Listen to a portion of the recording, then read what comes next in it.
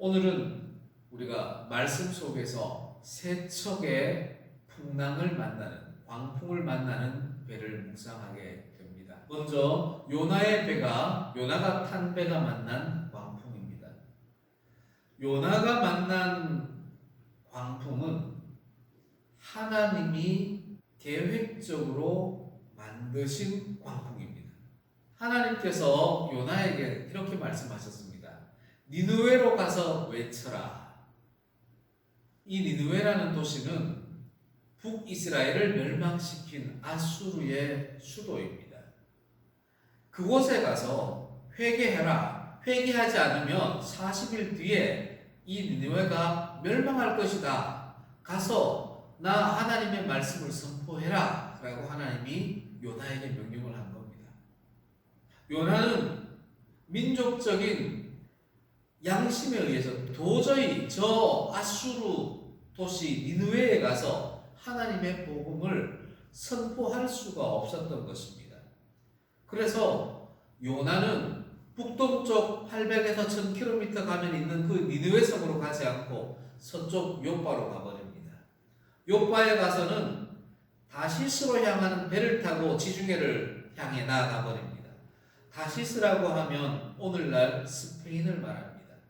스페인까지 간다는 것은 바닷길로 한 3200km를 가야 됩니다.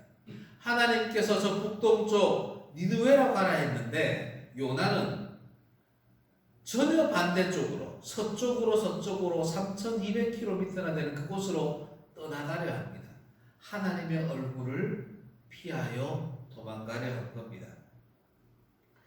요나가 배를 타고 가는데 지중해를 가고 있는데 하나님께서 그곳에 큰 광풍을 보내신 겁니다. 배에 타고 있던 선원들이 난리가 났습니다. 큰 풍랑이 이니 모두가 자기들이 믿는 신들에게 기도를 합니다. 우리를 구원해 주소서, 풍랑이 멈추게 해 주소서. 아무런 변화가 없습니다. 그 상황 속에서도 요나는 배의 가장 밑에 들어가서 선실에 들어가서 그곳에서 누워서 베개를 베고 편안히 잠을 자고 있습니다. 내가 저 니느웨로 가지만 않는다면, 하나님의 말씀을 저곳에 선포하지만 않는다면 나는 그만 여기서 죽어도 좋아. 배가 침몰하든 말든 나와는 관계없어. 내가 저곳에 가지만 않으면 돼. 이런 마음으로 지금 선실에 누워서 잠을 자고 있습니다. 선원들이 다 모여서 제비뽑기를 하자고 합니다. 아니, 우리가 알기로는 지금은 이렇게 풍랑이 일 때가 아닌데 이렇게 큰 풍랑이 이는 것은 분명히 우리 가운데 누가 죄를 지었기 때문이다. 이건 하늘의 재앙이야. 우리가 이 재앙의 원인을 찾자. 그러면서 제비뽑기를 하기로 결의를 합니다. 아니나 다를까, 그 많고 많은 사람들 중에 요나가 딱 뽑힙니다. 요나는 당돌하게 이야기합니다. 내가 하나님의 얼굴을 피하여 이렇게 지금 배를 타고 도망가는 중이다. 이게 아마 나 때문에 그런 것 같다. 여러분들, 나를 바다에 던지세요. 그러면 이 바다가 잔잔해질 겁니다. 여러분, 나를 바다에 던지세요. 이렇게 선원들에게 이야기를 합니다. 이 말을 들은 선원들은 주저함 없이 요나를 잡아서 바다로 던져버립니다. 바다로 던지자마자 그 큰 풍랑이 일던 바다가 잔잔해집니다. 요나의 입장에서는 여기서 끝입니다. 큰 풍랑 앞에서 하나님의 목적을 거역하고 그냥 내가 죽으면 되지 뭐, 이렇게 결단을 내리는 것이 요나 입장에서의 마지막 선택이었습니다. 하지만 하나님의 계획은 다르셨습니다. 하나님은 이 요나를 저 니느웨 땅으로 보내어 꼭 사용해야 하겠다 결단하셨습니다. 그래서 인간의 생각으로는 도저히 상상도 할 수 없었던 일을 그 이후에 하나님은 펼쳐 가십니다. 큰 물고기를 준비하셔서 요나를 삼키게 하시고 그 물고기가 해변에서 토하게 하셔서 결국은 요나를 니느웨로 가게 하시고 그곳에서 하나님의 복음을 선포하게 합니다. 요나는 그 광풍을 하나님의 말씀을 거역하는 도구로 삼고자 했지만 하나님께서는 또 다른 역사를 펼치셔서 하나님의 목적을 하나하나 이루어 가시는 겁니다. 두 번째 배가 있습니다. 이 배에는 12명의 사도들과 예수님이 함께 타고 있는 그렇게 크지 않은 배입니다. 산상복음을 선포하신 예수님께서 제자들에게 말씀하십니다. 우리가 저 갈릴리 건너편 거라사 땅으로 가자. 그래서 12명의 사도들과 예수님은 조그마한 배를 타고 거라사로 향합니다.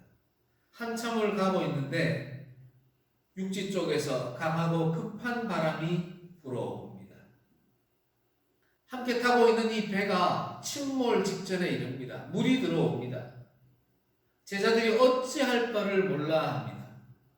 그 와중에서도 예수님께서는 배의 끝부분 고물에서 베개를 베고 누워서 주무시고 계십니다. 사도들이 예수님을 깨웁니다. 선생님, 이 큰 풍랑으로 인해서 우리가 지금 죽게 되었는데 선생님은 잠이나 자고 우리를 돌보지 않습니까? 원망하며 예수님을 깨웁니다. 예수님께서는 제자들과 풍랑이 있는 바다를 바라보시고 꾸짖으십니다. 제자들에게는 이렇게 꾸짖으십니다.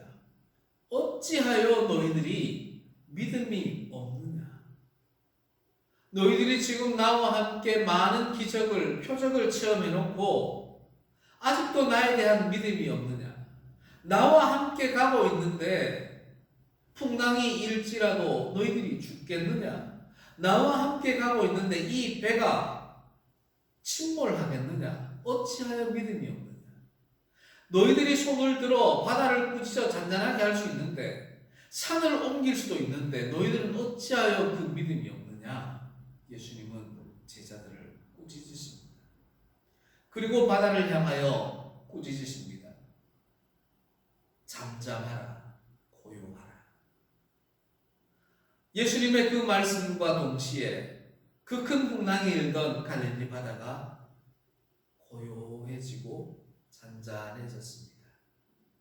예수님과 함께 배를 타고 가는데도 광풍은 일어나고 죽음의 위기는 일어납니다.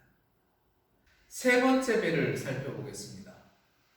바울이 타고 가던 배가 큰 광풍 유라굴로라는 광풍을 만나게 됩니다. 사실 바울이 로마로 가려 한 것은 가이사를 통해서 무죄 확정 받으려고 하는 것이 아닙니다. 주님의 명령에 순종하기 위해서 로마로 가기 위해서 바울은 가이사에게 상소를 했던 겁니다. 사도행전 23장 11절에 네가 예루살렘에서 나의 일을 증언한 것 같이 로마에서도 증언하여야 하리라. 아멘. 예수님께서 바울을 통해 로마의 선교사로 보내겠다는 계획을 바울에게 이미 말씀하셨던 겁니다. 그러니 바울은 자신의 인생 목적이 이제는 로마에 가서 선교하는 것이었습니다. 그런데 가이사에게 상소를 하기만 하면 이 로마 군대가 자기를 그곳에 데려다 줄 것이기 때문에 상소를 한 겁니다. 가이사랴에서 배를 타고 갑니다. 중간에 배를 한번 갈아타고 오늘날 크레타 섬에 도착합니다. 그곳의 북동부에 미항이라는 곳이 있습니다. 알렉산드리아호를 타고 갑니다. 이 알렉산드리아호는 애굽 알렉산드리아에서 곡물, 특히 밀을 싣고 로마로 보내는 곡물 운반선입니다. 이 알렉산드리아호의 백부장과 함께 군사들과 함께 바울이 승선해서 호송되고 있는 겁니다.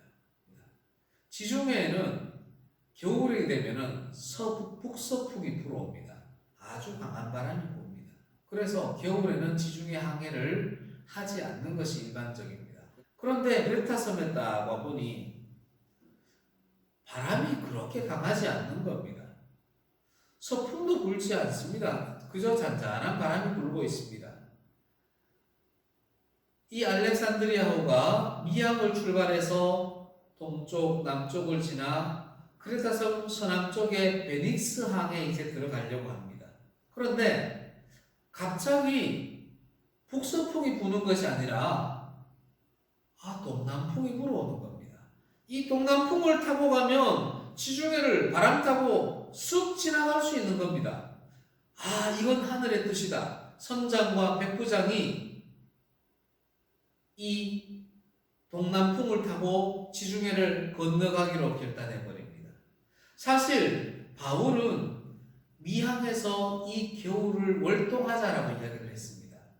지금 항해를 하는 것은 이 배도 위험하고 사람들도 다 다칠 염려가 있으니 다른 배들처럼 여기서 월동하고 봄에 출발하자라고 했는데 선장과 백부장은 빨리 로마로 들어가서 실적을 높이고 싶었던 거죠. 빨리 로마로 가고 싶었던 겁니다. 그런 와중에 동남풍이 불어와서 지중해를 편안하게 건널 수 있다면 얼마나 좋겠습니까? 이 기회를 놓치지 않았던 겁니다. 선장과 백부장의 선택에 의해서 베닉스 항으로 올라가지 아니하고 그대로 지중해를 향해 나아갑니다. 크레타 섬 해안을 지나자마자 이게 웬일입니까? 조금 전까지 동남풍이 불어오던 이 바람이 갑자기 북서풍 큰 바람이 불어오기 시작합니다. 그리고는 회오리 바람이 불어오기 시작합니다. 바람이 이리 불었다 저리 불었다 난리도 아닙니다. 크레타 섬 앞에서 첫째 날이 지나고 풍랑이 일고 나서 둘째 날 되자 심상찮게 느꼈습니다. 이게 무슨 일이지? 이 북서풍 멈출 것 같지 않는데 너무 위험하다. 우리 곡물 다 버리자. 배가 이렇게 무거우면 침몰한다. 이 알렉산드리아호의 목적이 되는 이 곡물들, 밀을 바다에 다 버려버립니다. 셋째 날이 됩니다. 셋째 날이 되어도 풍랑이 멈추지가 않습니다. 이 광풍 유라굴로가 멈추지를 않습니다. 이번에는 선원들이 배에 있는 불필요한 기물들을 다 버립니다. 닷과 돛을, 노를 제외하고는 모조리 다 바다에 던져버립니다. 그렇게 배를 가볍게 만듭니다. 그럼에도 불구하고 배는 침몰할 듯 흔들립니다. 그렇게 4일, 5일, 6일 지납니다. 풍랑이 끊이지 않습니다. 그런 와중에 하나님께서 바울에게 계시를 하십니다. 안심하라. 너희 중 아무도 생명에는 손상이 없겠고 배만 파손될 것이다. 하나님의 계시를 받은 바울은 다음날 아침에 선원들에게 이 이야기를 합니다. 선원들이여, 병사들이여, 염려하지 마라. 지금 이 유라굴로가 있지만 하나님이 어젯밤에 나에게 계시해 주셨다. 생명에는 지장이 없다. 여러분들 한 사람도 머리털 하나 다치지 않을 것이다. 다만 이 배는 손상 입을 것이다. 파손될 것이다. 이야기를 합니다. 그렇게 14일이 지납니다. 그 바람에 이끌려서 선원들은 노를 한번 젓지도 못하고 바람결에 서쪽 북쪽 옮겨 가다가 14일 동안 풍랑 속에서 지중해 바다를 표류하며 약 1000km나 되는 거리를 서쪽으로 이동해서 멜리데 섬 근처까지 나오게 됩니다. 이날도 유라굴로 광풍 때문에 선원들이 어찌할 바를 모르고 있습니다. 그런데 밤이 되고 자정이 되었는데 어디선가 소리가 들립니다. 어제까지 듣던 그 바다 소리가 아닙니다. 뭔가의 파도가 부딪히는 소리가 저 멀리서 들려오는 겁니다. 선원들은 직감합니다. 야, 이거 어디 근처에 육지가 있구나. 바위가 있구나. 파도 소리를 듣고 선원들이 육지가 가까움을 압니다. 그리고는 이 선원들이 배를 지키지 않고 구명보트를 내려서 탈출하려 합니다. 백부장과 바울이 이것을 봅니다. 그리고 바울이 이야기하죠. 하나님께서 말씀하셨다. 우리가 모두 이 배 안에 있어야 우리가 구원받는다 말씀하셨다. 백부장에게 이렇게 이야기했더니 백부장이 그 구명보트를 칼로 잘라버립니다. 구명보트마저 바다로 버려버립니다. 다음날 새벽 15일차 새벽이 됐습니다. 바울이 배에 타고 있는 276명 전원을 향하여 외칩니다. 자, 우리 모두 음식을 먹읍시다. 우리가 이 음식을 먹는 것은 구원을 위함이다. 우리가 이 배에서 한 사람도 생명을 잃지 않을 것이다. 머리털 하나 다치지 않을 것이다. 하지만 우리는 생명을 잃지는 않겠지만 이 배는 파손된다는 것을 다시 한번 승선한 사람들에게 일깨워 줍니다. 자, 모두 이 음식을 먹고 힘을 내시오. 바울이 먹는 것을 보고 모든 사람들이 함께 배부르게 음식을 먹습니다. 그리고는 그 남은 비상식량들을, 모든 밀들을 바다에 던져버립니다. 바울은 배가 파손될 것을 하나님으로부터 미리 들었습니다. 그래서 파손되기 직전에 음식을 먹고 에너지를 충전해서 저 섬으로 헤엄쳐 건너가고자 했던 겁니다. 그런데 선원들의 입장은 달랐습니다. 선원들은 무언가를 버리면 살 수 있을 것이라 생각했습니다. 그런데 선원들이 짐을 버리고 선박 기구를 버리고 구명보트를 버리고 비상식량마저 다 버렸습니다. 그럼에도 불구하고 이들이 탔던 배는 멜리데 섬을 바라보는 그 앞에서 두 물결이 만나는 곳에서 파손되고 맙니다. 배가 파손되면 다 죽어야 할 텐데 그렇지 아니하고 하나님께서 계시해 주신 대로 바울이 선포한 대로 한 사람도 다치지 않고 헤엄쳐서 더러는 부유물을 타고서 멜리데 섬으로 상륙해서 276명 전원이 생존하게 됩니다. 생명에는 아무런 손상이 없겠고 배만 파손할 것이다 라는 하나님의 말씀은 그렇게 성취가 됩니다. 이 광풍은 선원들 입장에서는 생명의 위협을 느꼈고 짐을 다 잃어버렸고 배가 파손되어 버렸지만 바울의 입장에서는, 하나님의 입장에서는 또 달랐습니다. 그 겨울에 지중해를 항해한다는 것은 참 위험한 상황인데 몇 달이 걸릴 상황인데 불과 15일 만에 멜리데 섬까지 신속하게 이동하는 계기가 됩니다. 사랑하는 성도 여러분, 우리는 요나가 탄 배, 사도들이 탔던 배, 바울이 탔던 배가 광풍을 만나는 장면들을 묵상해 봤습니다. 그때마다 다 조금씩 다른 반응을 보였습니다. 또 그 광풍 중에는 하나님이 역사하신 광풍이 있었고 자연적으로 일어나는 광풍이 있었습니다. 또 자연현상으로 일어나는 광풍을 하나님께서 하나님의 섭리로 사용하시는 경우도 있었습니다. 우리가 살아가는 이 세상도 인생이라는 배를 타고 항해하는 바다와 똑같습니다. 이 세상에는 크고 많은 광풍들이 있습니다. 이태원 참사가 그렇습니다. 봉화 광산 매몰 사건이 그렇습니다. 물난리가 그렇습니다. 대화재, 교통사고, 범죄 피해자가 된다든지 우리의 항해처가 되는 이 세상에는 무수한 광풍들이 있습니다.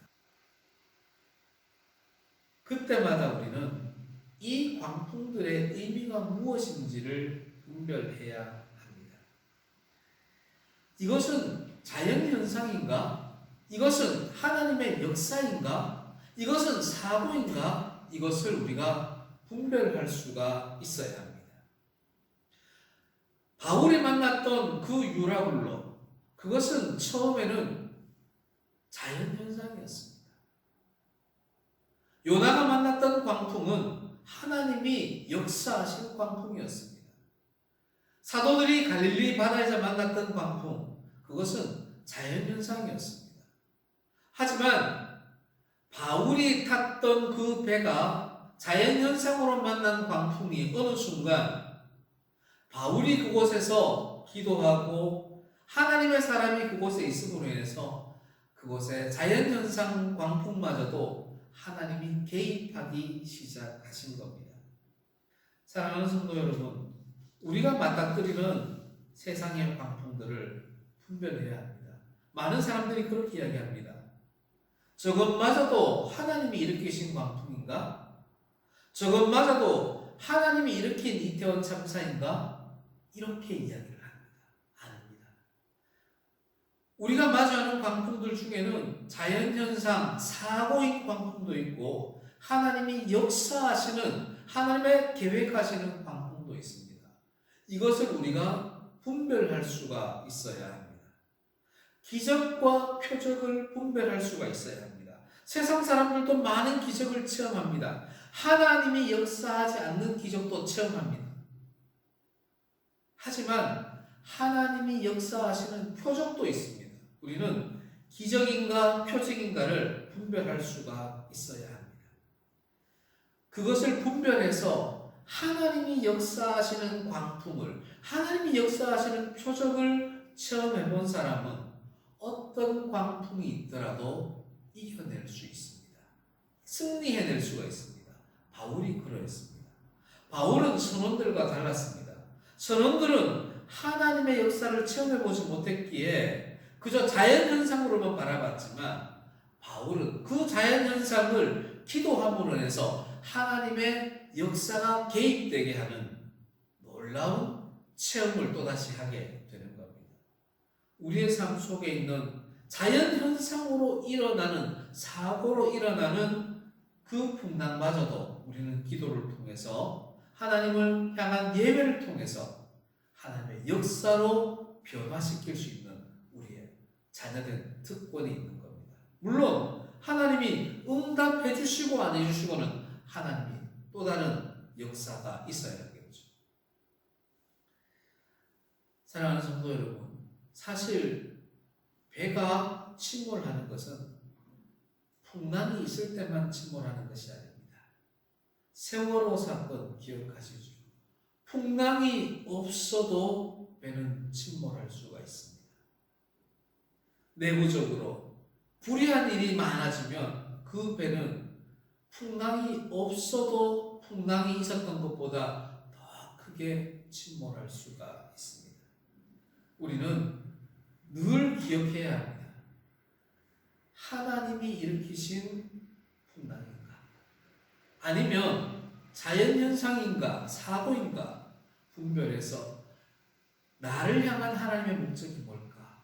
이 풍랑이 나에게 어떤 의미가 있나를 분별해서 하나님이 기뻐하시는, 하나님이 목적하시는 바대로 반응할 수 있는 우리 성도들이 되어야 하겠습니다. 하나님은 우리 한 사람 한 사람에게 특별한 목적을 가지고 계십니다. 우리가 이 세상이라는 바다를 항해하면서 목적 있는 삶을 살아가기를 원하십니다. 그것은 나의 목적이 아니라 하나님의 목적을 이루는 삶입니다. 바울이 로마 선교라는 목적을 향해 살았던 것처럼 우리도 하나님의 목적을 위해 살아가는 지혜로운 분별력 있는 성도들 되기를 소망합니다.